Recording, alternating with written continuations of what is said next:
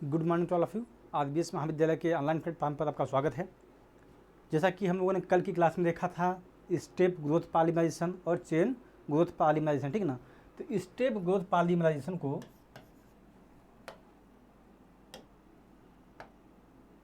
ठीक है, हम लोगों ने पहली बात करें तो कंडेंसेशन पॉलीमर को देखा था, जिससे हम लोग बोलते हैं स्टेप ग्रोथ पॉलीमराइजेशन, ठीक है ना।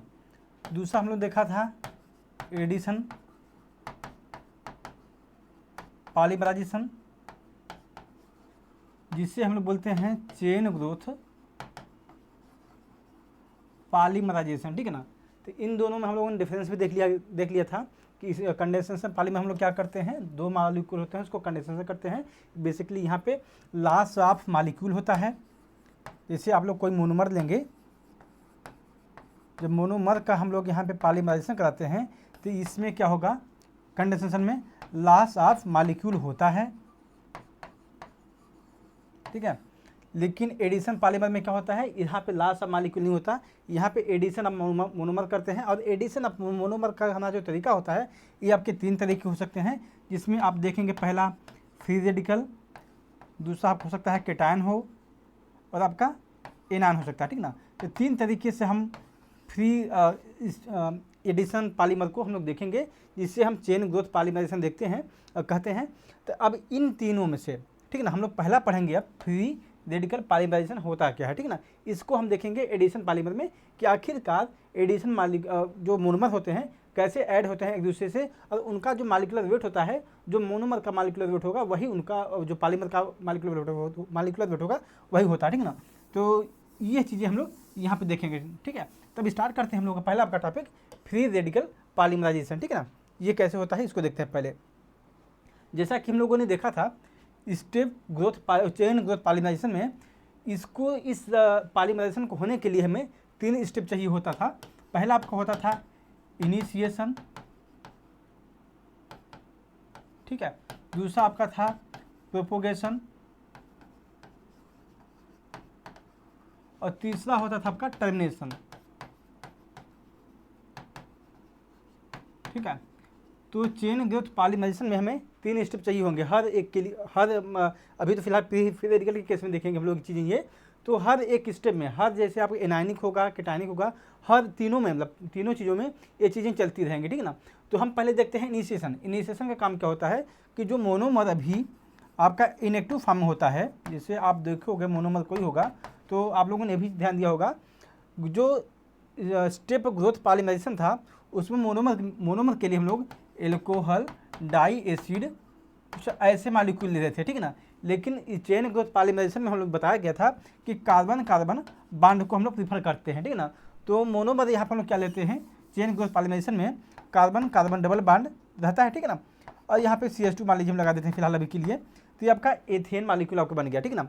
अब एथीन मॉलिक्यूल में आपका अभी आपका जो मॉलिक्यूल है अभी ये इनएक्टिव फॉर्म में है, ठीक है। ये आपका अभी इनएक्टिव फॉर्म में है, अभी सक्रिय नहीं है, ठीक है ना। तो इस इनिशिएशन प्रोसेस के द्वारा जो अभी मोनोमर आपका इनएक्टिव फॉर्म में है, अक्रिय फॉर्म में है, उसको हम सक्रिय करते हैं किसी और मोनोमर से रिएक्शन करने के लिए, ठीक है ना। तो इनिशिएशन स्टेप में हम लोग क्या करते हैं, आइए उस चीज़ को देखते हैं, ठीक है।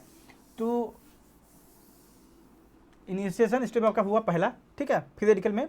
In free radical polymerisation initiation में be brought about by light heat by addition of material which on heating decompose into free radical, ठीक है ना।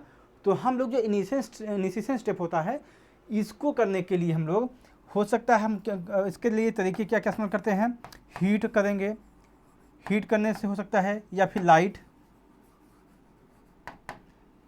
और हो सकता है इसको हम डिकम्पोज करें, और कुछ ऐसे केमिकल सबस्टेंस होते हैं इसके द्वारा भी हम केमिकल सबस्टेंस होते हैं, सबस्टेंस कुछ उनके द्वारा भी हम लोग इस इनिशिएशन प्रोसेस को हम लोग कर सकते हैं, ठीक है ना। Example initiator are benzyl peroxide and azobis isobutyl nitrile, ठीक है ना।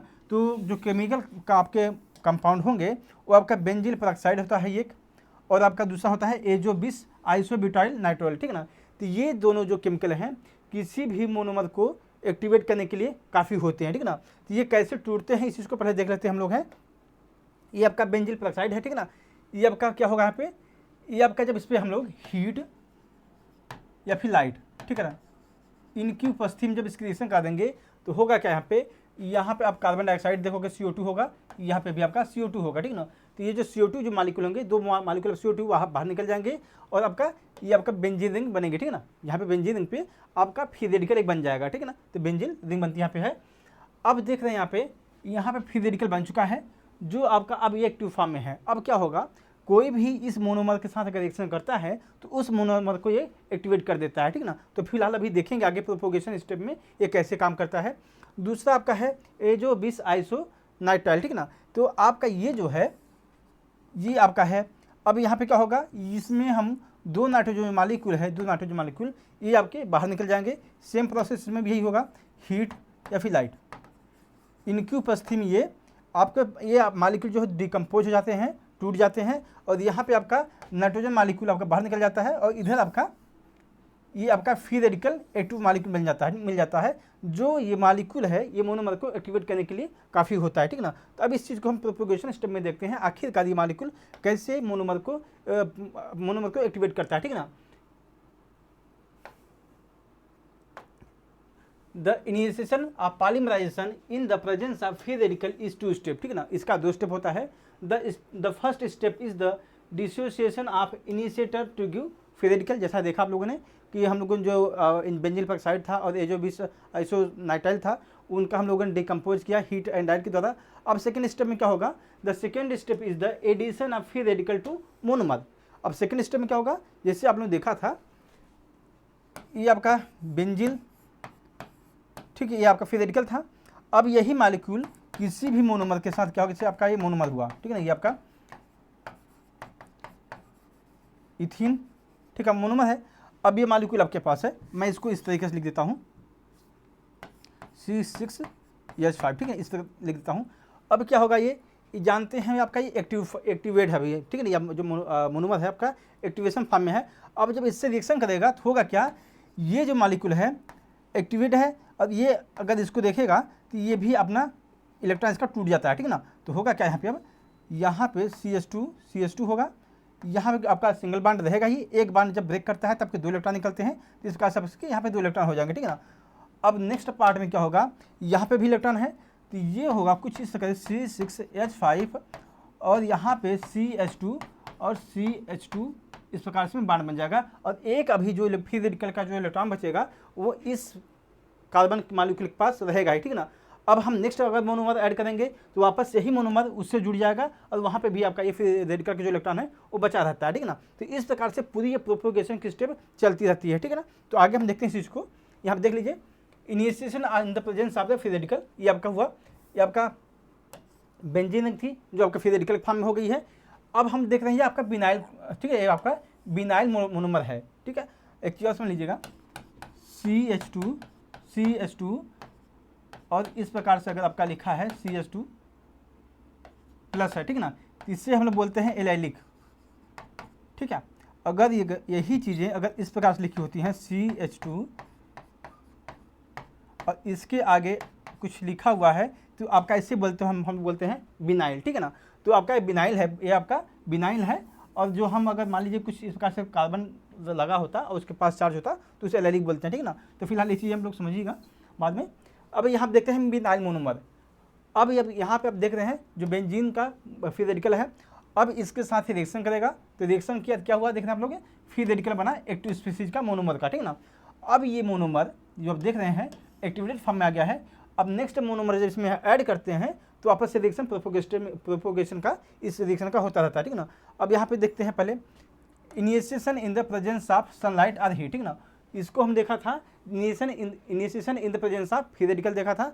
अब इनिशिएशन देख रहे हैं इन द प्रेजेंस ऑफ सनलाइट और हीट, ठीक है ना। और सनलाइट या फिर हम हीट करेंगे तो मोनोमर को क्या होता है, ठीक है, आपका मोनोमर है ये, इसको हम सनलाइट या हीट में जब हीट देंगे तो आपका यही मॉलिक्यूल आपका एक्टिवेट हो जाता है, ठीक है ना। यही आपका जो सिंगल बॉन्ड होता है वो ब्रेक कर जाएगा और 2 इलेक्ट्रॉन के बन जाते हैं, ठीक है ना। तो ये स्टेप आपका हुआ है इनिशिएशन का, ठीक है। अब प्रोपोगेशन देखते हैं पहले। The new free radical now add to another molecule form monomer to form another new free radical which further add another fresh molecule of monomer to form another new free radical and so on until its large free radical is formed। ठीक ना, basically इसका कहने का मतलब यही है, जब हम लोगों ने मोनोमर इस प्रकार से एक जब इनिशिएशन बना दिया गया था, ये कुछ इस प्रकार से, ठीक है, ये आपका बन गया था, ये ठीक है, ये चीज़ आपकी हो गई थी, तो यहाँ पे ठीक है, ये आपका हो गया था। अगर हम इसमें अगर दोबारा अब एक और मोनोमर हम जिसमें ऐड करेंगे, ये आपका अलग अगला मोनोमर है, जब हम इसमें हम ऐड करेंगे, ठीक है, आपका ये मोनोमर है विनाइल का, ठीक है, तो अब क्या होगा यहाँ पे हम लोग वापस ये यहाँ पे बेसिकली ये आपका फ्री रेडिकल है, एक्टिवेट है, जब इसका भी अब टूट जाएगा ये, तो यहाँ पे आपस में जो टूटेगा ये जुड़ेगा तो होगा क्या, इस चीज़ में समझते हैं। अब क्या होगा, C6H5, ये चीज़ें तो वैसी लिखी रहेंगी जैसे हैं, CH2 CH, हम X को ऊपर कर देते हैं, ठीक है ना, अभी के लिए फ़िलहाल समझने के लिए। अब CH2 हो जाएगा, ये आपका सिंगल बॉन्ड हो जाएगा, और CH अब यहाँ पे फिर रेडिकल जनरेट हो जाएगा और X यहाँ पे हो जाएगा, ठीक ना। अगर वापस यही मोनोमर हम ऐड करेंगे तो वापस क्या होगा इसमें, अब ये यहाँ पे जो फिर रेडिकल है, ये जो फिर रेडिकल है आपका भी खत्म हो यहाँ पर हो जाएगा। अब इसके पास जब अगला मोनोमर होगा वो ऐड करेंगे तो कुछ इस प्रकार से आपका श्रृंखला चलती रहती है, ठीक है ना। तो ये इस प्रकार से उसको देखने के लिए इसको हम यहाँ पे देख सकते हैं आसानी से। ये आपका है एक जब मोनोमर एक्टिवेटेड फॉर्म में है, अब क्या करते हैं, अगला मोनोमर यहाँ पे ऐड किया जाएगा, ठीक है ना। जब अगला मोनोमर ऐड करते हैं तो ये फ्री रेडिकल है, यहाँ पे इस बांड जो होते हैं, पता ही होगा, दो इलेक्ट्रॉन के द्वारा बने होते हैं, तो ये आपका बांड ब्रेक कर जाएगा और यहाँ पे एक फ्री रेडिकल आ जाएगा और यहाँ पे भी एक आ जाएगा, ठीक ना। तो इनके बीच में एक बांड बन जाएगा, ठीक है ना। तो आप देख सकते हैं इसी चीज़ को, ये आपका एक्टिवेटेड स्पीशीज था ये, ठीक है, ये आपका ये फ्री रेडिकल का एक्टिवेटेड मोनोमर था। अब इसने रिएक्शन किया, अब देख रहे हैं जो फ्री रेडिकल यहाँ पे था पहले, ये यहाँ पे था, ये आपका ट्रांसफर होके नेक्स्ट मोनोमर पे आ गया, ठीक ना। वापस हम जब ऐड करेंगे यही चीज़ें तो ये जो फ्री रेडिकल होगा इस मोनोमर पे यहाँ पे आ जाएगा, ठीक ना। देख लीजिए अब यहाँ पे आ जाएगा, ठीक है। इस प्रकार से पूरी श्रृंखलाएँ चलती रहती है, ठीक है। तो ये आपका प्रोपगेशन स्टेट है। हमें जितना भी लंबी श्रृंखला पॉलीमर, जितनी लंबी श्रृंखला बनानी होगी आसानी से इसके द्वारा हम बना सकते हैं। आपका इस स्टेप को प्रोपगेशन बोलते हैं, ठीक है। अब हम देखते हैं टर्मिनेशन। आखिरकार जैसे ये लंबी श्रृंखला चलती रहेगी तो इसको हम ख़त्म कैसे करेंगे। हमें मान लीजिए कोई भी पॉलीमर चाहिए होगा तो उसका हमें तो ख़त्म होगी तभी रिएक्शन तो हम उस प्रोडक्ट को बना सकते हैं ना। तो टर्मिनेशन करने के लिए कुछ इसमें हम रिएक्शन तरीका अपनाते हैं, जिसमें आप देखोगे पहले आपका कपलिंग रिएक्शन होती है, या फिर डिसप्रोपोर्शनेशन होता है, और चेन ट्रांसफर रिएक्शन होती है, ठीक है ना। इन तीन तरीकों के माध्यम से हम लोग जो भी पॉलीमर की रिएक्शन चल रही होती है उसको हम लोग खत्म कर सकते हैं, ठीक है ना। टर्मिनेशन मतलब होता है खत्म ही करना होता है, कोई भी रिएक्शन चल रही है उसको हम कैसे खत्म कर सकते हैं, ठीक है। तो कपलिंग के द्वारा पहले हम देखते हैं, कपलिंग में क्या करेंगे, दो मॉलिक्यूल जो होंगे उसमें आपको जोड़ देते हैं, ठीक है ना। जैसे देख लीजिए आपका ये मोनोमर थे ये, ठीक है, आपका ये दो जो आप मान लीजिए बहुत एक लंबी श्रृंखला चल चुकी है। अब क्या करेंगे, दो मोनोमर उठाएंगे, दो जो एक्टिवेटेड स्पीशीज होंगी उनको उठाएंगे, आपस में उनकी रिएक्शन करा देंगे, ठीक है ना। तो यहाँ देख लीजिए दो मॉलिक्यूल यहाँ पे लिया गया है, मोनोमर के एक्टिव स्पीशीज जो होते हैं। अब इसके हम रिएक्शन करा देंगे एक दूसरे से, ठीक है ना। जब इसकी हम रिएक्शन कराएंगे तो यहाँ पे क्या होगा, अगर मान लीजिए कुछ इस प्रकार से देखिए, C6H5 CH2 CH, और यहाँ मानते हैं फिलहाल के लिए अभी हम यक्स हम ऊपर लिख देते हैं, ठीक है ना। तो ये आपका हुआ, और यहाँ पे हम देख रहे हैं फ्री रेडिकल तो है ही है, ठीक है ना। यहाँ पे इस चीज़ को देख सकते हैं। अब हम यहाँ पे दो मॉलिक्यूल लिया गया है, जब इन दोनों की रिएक्शन होगी तब क्या करेंगे, तो यहाँ पे CH एक्स ऊपर करेंगे, यहाँ फ्री रेडिकल तो है ही है, ठीक है ना, CH2 C6H5, ठीक है। अब फ्री रेडिकल यहाँ पे दोनों हैं, अब ये जो दोनों इलेक्ट्रॉन हैं आपस में एक बांड बना लेंगे। अब देखिए जब बांड बनाएंगे तो पता है दो इलेक्ट्रॉन फ्री रेडिकल के जो दो रेडिकल जो होते हैं बेसिकली इलेक्ट्रॉन ही होते हैं वो तो। अब इलेक्ट्रॉन दोनों ये आपस में रिएक्शन करेंगे और ये जो बांड ये आपके रेडिकल जो होंगे आपके खत्म हो जाएंगे, ठीक है ना। तो फ्री रेडिकल अब खत्म हो गए, तो अब देख रहे हैं यहाँ कोई फ्री रेडिकल नहीं बचा है, तो रिएक्शन अब आगे फॉरवर्ड नहीं होती है। इस प्रकार से हमारा एंड प्रोडक्ट बन जाता है, ठीक है ना। तो आप लोग ये चीज़ें यहीं देख सकते हैं, यहाँ पे ये चीज़ें वही रिएक्शन लिखी गई है, ठीक है ना, इसी फॉर्म में। ये तरीका आपका हुआ कपलिंग के द्वारा हम किसी भी पॉलीमर को हम बना सकते हैं, ठीक है ना, पॉलीमर का टर्मिनेशन कर सकते हैं, ठीक है ना। एक तरीका आपका है डिसप्रोपोर्शनेशन। इसमें क्या करते हैं हम लोग हैं, किसी भी एक हाइड्रोजन को, जैसे देख लीजिए यहाँ पहले, जैसे आपका पहला आपका रिएक्टेंट है, जो मोनोमर का पॉलीमर है, ठीक है ना, ये आपका वही हुआ। और एक और हम लोग यही सेम लेंगे मोनोमर, कहने का मतलब है यही हम 2 मॉलिक्यूल लेंगे, ठीक है ना, इसी को हम लोग 2 मॉलिक्यूल लेंगे। और इसमें क्या करेंगे हम लोग, ये जैसे यहाँ पे अभी एक इलेक्ट्रॉन यहाँ पे है, अब इस हाइड्रोजन को उठाएंगे, एक हाइड्रोजन यहाँ पे से निकाल के यहाँ पे ऐड कर देंगे हम लोग, ठीक है ना। तो होगा क्या, जब यहाँ से एक हाइड्रोजन हम रिमूव करेंगे तो यहाँ पे एक इलेक्ट्रॉन बन जाएगा, और जो हाइड्रोजन के पास होगा उसके पास तो एक इलेक्ट्रॉन रहेगा ही, क्योंकि जब कोई भी बॉन्ड, मान लीजिए जैसे अब CH2 है, इसको हम मान लीजिए अगर ओपन चेन में लिखेंगे तो इसको इस तरीके से भी लिख सकते हैं। जब एक हाइड्रोजन टूटेगा तो एक इलेक्ट्रॉन यहाँ पे होगा, इलेक्ट्रॉन यहाँ पे होगा, ठीक है। तो क्या होगा, यहाँ पे एक इलेक्ट्रॉन यहाँ बच जाएगा, और हाइड्रोजन के पास एक इलेक्ट्रॉन रहता ही है, ठीक है ना। जब यहाँ पे आएगा ये, अब यहाँ पे जब इलेक्ट्रॉन ये आएगा तो यहाँ पे आपका इलेक्ट्रॉन यहाँ पे जब इलेक्ट्रॉन आएगा तो यहाँ पे भी एक बॉन्ड बन जाएगा इस प्रकार से, ठीक है। यहाँ पे अब एक इलेक्ट्रॉन आया और इसके बीच में एक बॉन्ड बन गया, ठीक है ना। तो यहाँ पे CH2X हो जाएगा, ठीक ना, ये चीज़ें समझिएगा। और यहाँ पे आपका, यहाँ पे अब एक आपका डबल बॉन्ड बन जाएगा, क्योंकि ठीक है यहाँ पे एक है इलेक्ट्रॉन है, एक इलेक्ट्रॉन यहाँ पे है, तो एक इलेक्ट्रॉन के बीच में एक डबल बॉन्ड बन जाएगा, ठीक ना। तो यहाँ पे इस चीज़ को देख सकते हैं यहाँ पर आसानी से, यहाँ पे एक डबल बॉन्ड बन गया है, जबकि यहाँ पे जो आप देख रहे हैं पहले CHX था, एक हाइड्रोजन था, यहाँ पे आपके 2 हाइड्रोजन हो गए हैं, ठीक है ना। तो इस प्रकार से आपकी डिस्प्रोपोर्शन रिएक्शन चलती है, ठीक है ना। तो ये हमारा टर्मिनेशन का स्टेप हुआ। और एक तरीका और होता है आपका चेन ट्रांसफर रिएक्शन के द्वारा भी किसी भी पॉलीमर का हम टर्मिनेशन कर सकते हैं, उसको देख लेते हैं हम लोग हैं। ये आपका मॉलिक्यूल हुआ, ठीक है ना, आपको एक्टिवेटेड मोनोमर जो था आपका वही है। अब ये एक और हम मॉलिक्यूल लेते हैं RSH, ठीक ना, ये आपका पूरा पॉलीमर है ना, ये देखिए एक पूरी पॉलीमर की श्रृंखला है। अब इसको हम एंड करना चाहते हैं तो इसके के लिए हम लोग RSH लेते हैं, ठीक है ना। अब यहाँ पे एक जो हाइड्रोजन इसका होता है, इस हाइड्रोजन को हम ट्रांसफर कर देंगे यहाँ पे, तो आपका CH2X हो जाएगा। और इस प्रकार से आपका ये जो पॉलीमर होता है ये का डेड हो जाता है, डेड खत्म हो जाता है, ठीक है। इसका मतलब क्या है, जो पॉलीमर था अभी प्रोपेगेशन स्टेप में था, अब ये टर्मिनेट हो जाता है, ठीक है ना। तो ये तरीका भी आपका एक हो सकता है, ठीक है। अब देखते हैं जो RS जो मॉलिक्यूल बचता है, ठीक है ना, ये भी आपका फ्री रेडिकल के फॉर्म में बचा हुआ भी, तो इसका भी हमें ख़त्म करना होगा। तो इसके लिए हम लोग क्या करते हैं, इसकी रिएक्शन करा देंगे हम करा देते हैं बिनाइल, ठीक है। अब बिनाइल जो होता है बिनाइल हाइड्रोजन से, उसकी बिनाइल मोनोमर से रिएक्शन करा देंगे। तो होगा क्या, यहाँ पे अब ये चीज़ें अब यहाँ पे रिएक्शन इसकी कर देंगे, ठीक है। यहाँ पे ये जो RS है, यहाँ पे इसको हम रिएक्शन कर देंगे, ठीक है ना। यहाँ पे इसको हम जब ऐड कर देंगे, सॉरी यहाँ पे नहीं होगा इसका, जब यहाँ पे देखेंगे एक इलेक्ट्रॉन यहाँ पे है, ये जो बांड करेगा तो एक इलेक्ट्रॉन यहाँ पे आएगा, इलेक्ट्रॉन यहाँ पे आएगा, ठीक है ना। तो ये जब होगा तो इसके बीच में आपका बांड बन जाएगा, ठीक है, RS CH2 CHX हो जाएगा, ठीक है ना। ये आपका अभी आपकी न्यू चेन बनी, ये आपकी मोनोमर जो बिनाइल मोनोमर था उसको हम लोगों ने लिया, ठीक है ना। अब क्या करेंगे, जो हमारा अभी ग्रोइंग पॉलीमर की जो चेन चल रही, जो प्रोपेगेशन स्टेप में जो हमारा पॉलीमर था, अब उसको लेंगे, ठीक है ना।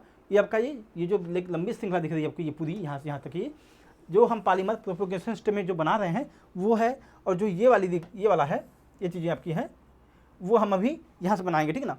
तो यहाँ से हम लोग क्या करना चाहेंगे, इस एक हाइड्रोजन हम लोग इसके एक हाइड्रोजन को रिमूव करके यहाँ पे ऐड कर देंगे हम लोग।